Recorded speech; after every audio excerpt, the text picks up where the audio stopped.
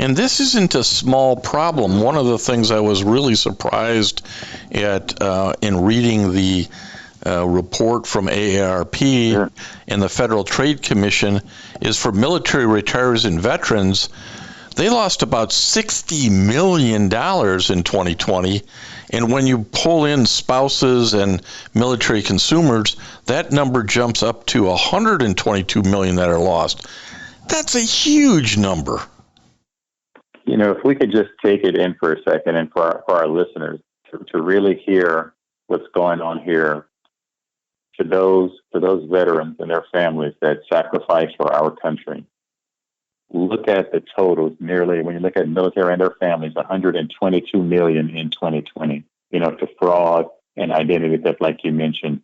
This is something that, but here is the part that is really shocking. We know that our scams that are significantly are underreported because sometimes there's a shame of reporting this. But we need to focus our attention on the scammers themselves and make sure that we bring those individuals to light and make sure that our veterans and their families know that they are victims here. They're the one that's being victimized. They're not the person that's the target. So let's go out there and get those scammers. And that's why we want to bring this to light at AARP, let our members and our veterans know that this is out there and the target, the bullseye is on them. So we want to make sure that they're aware of it. Are there things which should be, when that guy's got you on the phone and he's working you, Yes. As you're listening to this story, are there sort of red flags, Troy Broussard, that we ought to be telling people, hey, if you hear this, red flags ought to go off for you? Right. The number one and most largest that we found here, the number one thing that when we're looking at everything, the biggest one is, veterans never have to pay for their own service records. If told otherwise, it's a scam. So please, I would love to repeat that one more time. If veterans never have to pay they never have to pay for their own service records. Those are always free to veterans. If you're told otherwise, it's a scam. That's number one red flag. They're asking for your credit card information or to verify your social security number. Red flags. Please stay away from those types of calls. Have your script ready. I call it your no script. Have your no script ready. No, I'm not interested, and hang up the phone.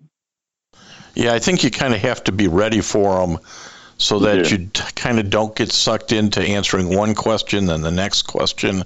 And the other area that you guys at AARP found was this, and I had never heard of this, so I want other people to think about this. Yeah. This idea that you're going to get some sort of free medical equipment is going to be delivered to you. This bogus medical equipment isn't how VA works.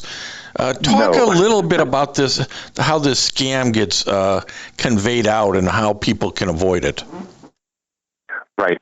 I think that the big thing that we want to make sure that what we identified, with this scam, with this survey, is that the VA will never ask for your personal information via email or by phone.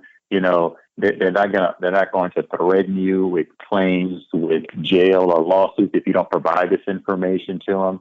And again, I'll just go back to the point that they're going to utilize someone who has been hurt, and unbelievable that we would go through that type of information to really scam our veteran community. And to give bogus medical equipment or to even talk about that or to scam those scammers, we must bring that to light. And the best way to lower your risk, is to make sure that there's this robocall blocking service that you can utilize to make sure that you do not, that you can hang up and it can lessen those types of phone calls coming to you. And again, if you're getting suspicious emails, do not reply back to those at all.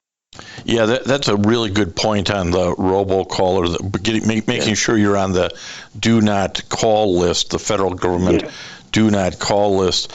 And I let me see, I think I saw somewhere how you get on that. Do you recall off the top of your head there? Yes. Troy, can you tell us how we get on it? Yes.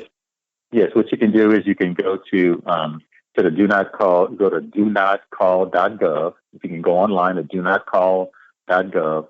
Now it'll stop. It only stops our telemarketers from calling the number, but it will cut down on the amount of calls that you get, making sure that you'll know that scams are easier to spot.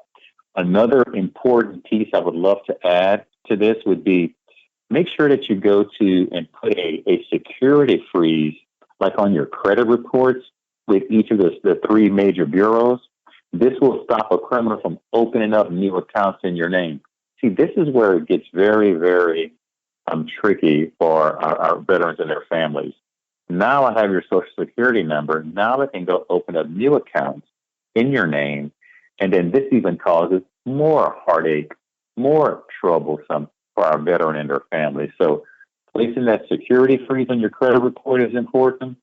Signing up for the Do Not Call registry and making sure that you have a robocall blocking service set up. These are critical for it. And there's one other thing I would love to share as it relates to these veterans saying, hey, we have this wonderful veteran charity. Why don't you give us money to it? What you need to do is please go to www.charitynavigator.org, and you can put in the name of the charity to ensure that it's a legitimate and that the funds are going to a purpose and a cause that you are comfortable with. But again, have your no script ready, okay? And if they call in, say, I'm not interested, hang up, and then that will be able to help stop and prevent these scams as well. Listen to this full episode and more on the Apple Podcasts app, Blog Talk Radio, Google Podcasts, or iHeartRadio. And now streaming on Amazon Music, Audible, and Spotify.